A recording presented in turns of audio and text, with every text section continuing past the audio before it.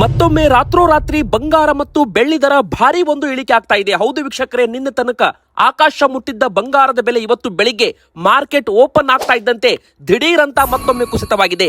ಬಂಗಾರ ಬೆಳ್ಳಿ market crash ಆಗಿದೆ. ಇನ್ನು ಸರ್ಕಾರದಿಂದ ಮತ್ತೊಂದು ಹೊಸ ನಿಯಮದ ಪ್ರಕಾರ ನಿಮ್ಮ ಹತ್ತಿರ ಎಷ್ಟು ಬಂಗಾರ ಇರಬೇಕು, ಮನೆಯಲ್ಲಿ ಎಷ್ಟು ಬಂಗಾರ ನೀವು ಇಟ್ಕೋಬಹುದು, ಅದನ್ನು ಕೂಡ ವಿಡಿಯೋದಲ್ಲಿ ಹೇಳಿದ್ದೇವೆ. ಇನ್ನು ಅಮೆರಿಕ, ಇಸ್ರೇಲ್ ಮತ್ತು ಇರಾನ್ ನಡುವೆ ಯುದ್ಧ ಮತ್ತಷ್ಟು ಭೀಕರವಾಗ್ತಾ ಇದೆ. ವೀಕ್ಷಕರೇ, ಮತ್ತೆ ಇಲ್ಲಿ ಒಂದೇ ದಿನದಲ್ಲಿ ಬಂಗಾರ ಮತ್ತು ಬೆಳ್ಳಿ ದರ ಭರ್ಜರಿ ಇಳಿಕೆಯನ್ನ ಕಂಡಿರುವಂತದ್ದು. ಗ್ರಾಹಕರು ಕೂಡ ಫುಲ್ ಖುಷ್ ಆಗಿದ್ದಾರೆ. ಮತ್ತೆ ಬಂಗಾರದ ಅಂಗಡಿಗೆ ಜನರು ಬರಲು ಪ್ರಾರಂಭ ಕೂಡ ಮಾಡಿದ್ದಾರೆ. ವೀಕ್ಷಕರೇ, ಎದಕ್ಕಂದ್ರೆ ಕೇವಲ ಬಂಗಾರ ಮಾತ್ರ ಅಲ್ಲ, ಬೆಳ್ಳಿ ದರದಲ್ಲೂ ಕೂಡ ಭಾರಿ ಒಂದು ಇಳಿಕೆ ಆಗ್ತಾ ಇದೆ. ಯಾವಾಗ ನಮ್ಮ ಒಂದು ಭಾರತದಲ್ಲಿ ಬಂಗಾರ ಮತ್ತು ಮದುವೆ ಸೀಸನ್ ಇದ್ದಾಗ ಇಳಿಕೆ ಆದ್ರೆ ತುಂಬಾನೇ ಖುಷಿ ಆಗುತ್ತಲ್ವಾ? ನಿಮ್ಮ ಒಂದು ಅನಿಸಿಕೆ ಕೂಡ ನೀವು ಕಮೆಂಟ್ ಮಾಡಬಹುದು ವೀಕ್ಷಕರೇ.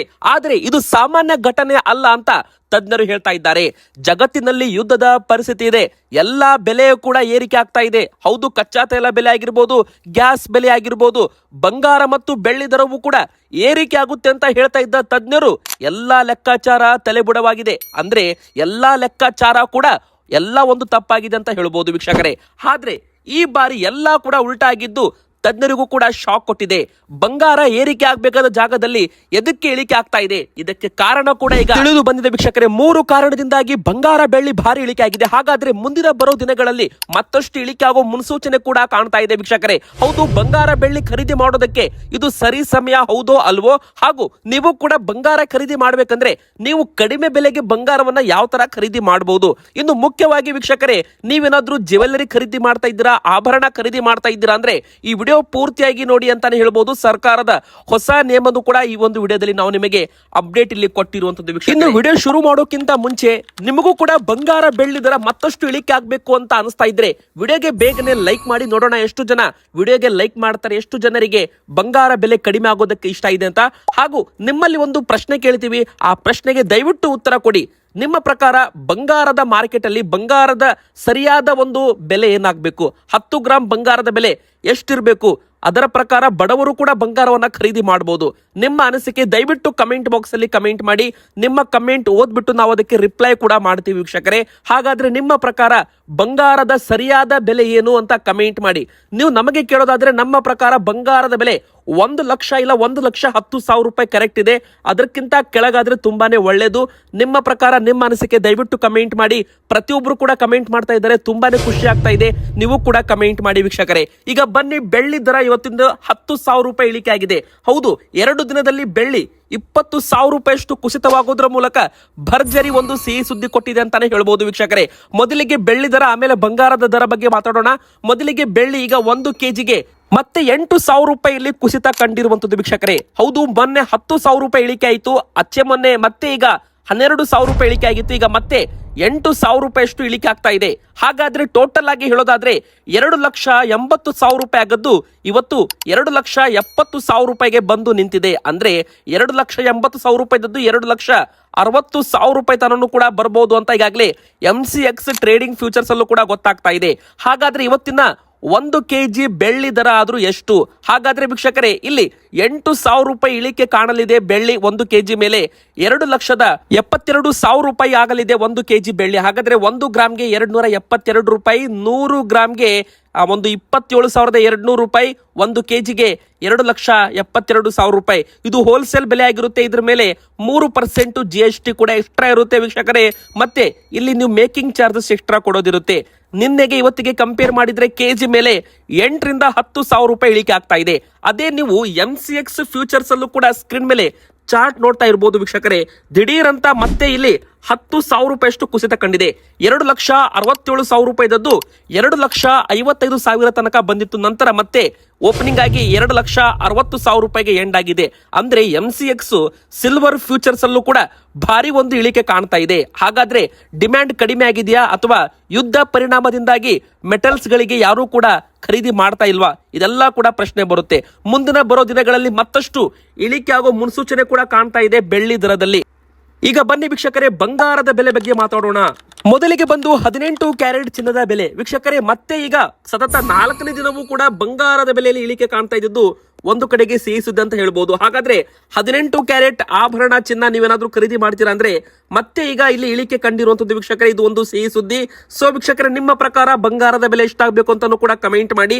ಈಗ 18 ಕ್ಯಾರೆಟ್ ಚಿನ್ನದ ಬೆಲೆ ಮತ್ತೆ 1150 ರೂಪಾಯಿ ಇಳಿಕೆ ಆಗೋದ್ರ ಮೂಲಕ ನಿನ್ನೆ 1,21,670 ರೂಪಾಯಿ ಅಂತ ಇತ್ತು. ಇವತ್ತು 1,20,520 ರೂಪಾಯಿ ಆಗಿದೆ. 1,150 ರೂಪಾಯಿ ಇಳಿಕೆ ಆಗಿದೆ.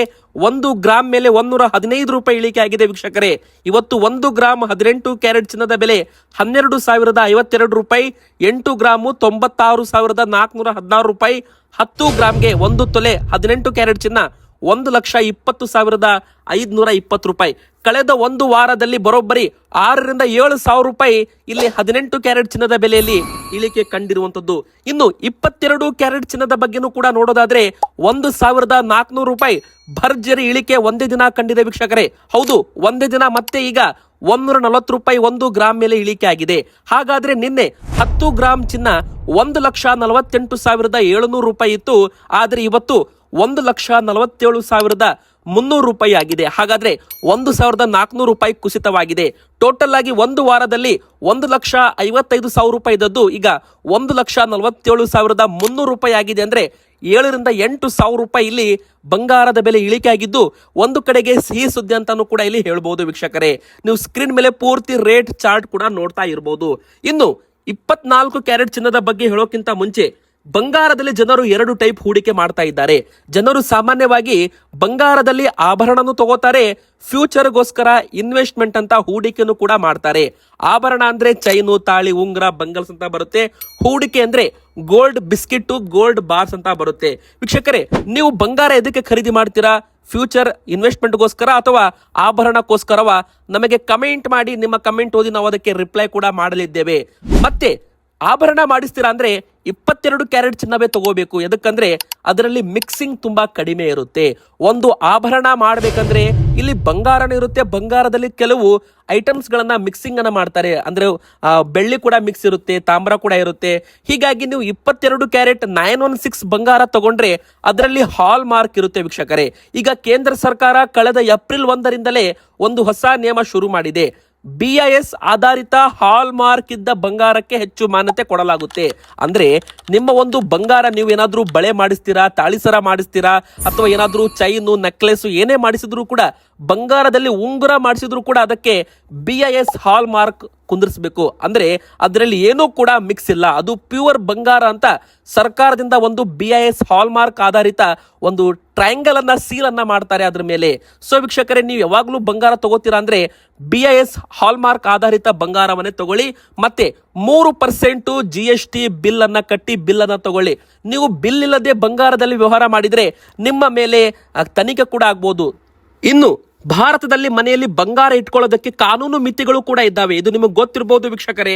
ಮದುವೆಯಾದ ಮಹಿಳೆ 500 ಗ್ರಾಮ್ ವರೆಗೂ ಗರಿಷ್ಠವಾಗಿ ಬಂಗಾರವನ್ನ ಇಟ್ಕೋಬಹುದು ಮನೆಯಲ್ಲಿ. ಮದುವೆ ಆಗದೇ ಇರುವ ಮಹಿಳೆಯರು ಗರಿಷ್ಠ 250 ಗ್ರಾಮ್ ಮಾತ್ರ ಒಂದು ಬಂಗಾರವನ್ನ ಇಟ್ಕೋಬಹುದು. ಪುರುಷರು 100 ಗ್ರಾಮ್ ವರೆಗೂ ಮಾತ್ರ ಅಂತಾನು ಕೂಡ ಇಲ್ಲಿ ಹೇಳಲಾಗಿದೆ. ಈ ಮಿತಿ ಒಳಗಿನ ಬಂಗಾರ ಇದ್ರೆ ಇನ್ಕಮ್ ಟ್ಯಾಕ್ಸ್ ರೇಟ್ ಬಂದ್ರೂ ಕೂಡ ಜಪ್ತಿ ಮಾಡೋದಿಲ್ಲ. ಆದ್ರೆ ಇದಕ್ಕಿಂತ ಹೆಚ್ಚು ಇದ್ರೆ ನೀವು ಬಿಲ್ ಅಥವಾ ಪ್ರೂಫ್ ನ ತೋರಿಸಬೇಕು ಅಂತಾನು ಕೂಡ ಹೇಳಲಾಗಿದೆ. ಭಾರತದಲ್ಲಿ ಕುಟುಂಬದ ಒಟ್ಟು ಬಂಗಾರಕ್ಕೆ ನೇರವಾಗಿ ಲಿಮಿಟ್ ಇಲ್ಲ, ಆದ್ರೆ ಇನ್ಕಮ್ ಸೋರ್ಸ್ ಪ್ರೂಫ್ ಕೂಡ ಇರಬೇಕು. ಗಂಡ 100 ಗ್ರಾಮ್ ವರೆಗೂ ಇಟ್ಕೋಬಹುದು, ಹೆಂಡತಿ 500 ಗ್ರಾಮ್ ವರೆಗೂ ಬಂಗಾರವನ್ನ ಇಟ್ಕೋಬಹುದು, ಮಗಳು 250 ಗ್ರಾಮ್ ವರೆಗೂ ಬಂಗಾರವನ್ನ ಇಟ್ಕೋಬಹುದು. ಕುಟುಂಬದಲ್ಲಿ 850 ಗ್ರಾಮ್ ವರೆಗೂ ಸಮಸ್ಯೆ ಇಲ್ಲ ಅಂತಾನು ಕೂಡ ಹೇಳಲಾಗ್ತಾ ಇದೆ. ಪ್ರೂಫ್ ಇಲ್ಲ ಅಂದ್ರೂ ಕೂಡ ನೀವೇನಾದ್ರೂ ಮನೆಯಲ್ಲಿ ಕೆಜಿ ಗಟ್ಟಲೆ ಬಂಗಾರ ಇಟ್ಕೊಂಡಿದ್ರೆ ಅದಕ್ಕೆ ಎಲ್ಲ ಕೂಡ ಬಿಲ್ ಕೂಡ ಕೇಳಬಹುದು. ಹೀಗಾಗಿ 3% ಬಿಲ್ ಅನ್ನ ಪಾವತಿ ಮಾಡಿ GST ತುಂಬಿದ್ರೆ ಏನೂ ಕೂಡ ತೊಂದರೆ ಇರಲ್ಲ ವೀಕ್ಷಕರೇ. ಇದು ಸರ್ಕಾರದ ಒಂದು ನಿಯಮ ಇದೆ, ಇದು ತುಂಬಾ ಜನರಿಗೆ ಗೊತ್ತಿಲ್ಲ. ಸೊ ಅದಕ್ಕೆ ನಾವು ನಿಮಗೆ ಮಾಹಿತಿ ಕೊಡ್ತಾ ಇರುವಂತದ್ದು. ಈಗ ಬನ್ನಿ ವೀಕ್ಷಕರೇ, 24 ಕ್ಯಾರೆಟ್ ಚಿನ್ನದ ಬೆಲೆ ಎಷ್ಟಾಗಿದೆ ಅಂತ ನೋಡೋಣ. ಮೊದಲಿಗೆ 24 ಕ್ಯಾರೆಟ್ ಕೂಡ ಜನರು ತುಂಬಾ ಜನ ಹೂಡಿಕೆಗಂತ ತಗೋತಾರೆ. ಇದರಿಂದ ಯಾವುದೇ ರೀತಿಯ ಆಭರಣ ಮಾಡಿಸಲ್ಲ. ಎದಕ್ಕಂದ್ರೆ ಇದು ಮುಂದೆ ಮತ್ತೆ ಮಾರಿದ್ರೆ ಮತ್ತೆ ಹಣ ಬರುತ್ತೆ. ಬ್ಯಾಂಕ್ ನಲ್ಲಿ ಹಣ ಇಡೋಕ್ಕಿಂತ ಬಂಗಾರದಲ್ಲಿ ಹಣ ಹೂಡಿಕೆ ಎದಕ್ ಮಾಡ್ತಾರೆ ಅಂದ್ರೆ, ನೀವು 20 ವರ್ಷದ ಹಿಂದೆ ಹೋಗಿ 1 ಲಕ್ಷ ರೂಪಾಯಿ ಇದ್ದದ್ದು ಇವತ್ತು 1,20,000 ರೂಪಾಯಿ ಇರುತ್ತೆ. ಅದೇ 20 ವರ್ಷದ ಹಿಂದೆ ನೀವು 1 ಲಕ್ಷ ರೂಪಾಯಿದು ಬಂಗಾರ ತಗೊಂಡಿದ್ರೆ ಇವತ್ತು ಅದು 10 ಲಕ್ಷ ರೂಪಾಯಿ ಆಗಿರುತ್ತೆ. ಇದಕ್ಕೆ ಇನ್ಫ್ಲೇಷನ್ ಅಡ್ಜಸ್ಟ್ಮೆಂಟ್ಸ್ ಅಂತಾನು ಕೂಡ ನಾವು ಕರಿತೀವಿ. ಈಗ ಮತ್ತೆ 24 ಕ್ಯಾರೆಟ್ ಚಿನ್ನದ ಬೆಲೆಯಲ್ಲೂ ಕೂಡ 1,530 ರೂಪಾಯಿ ಭರ್ಜರಿ ಇಳಿಕೆ ಕಂಡಿದೆ ವೀಕ್ಷಕರೇ.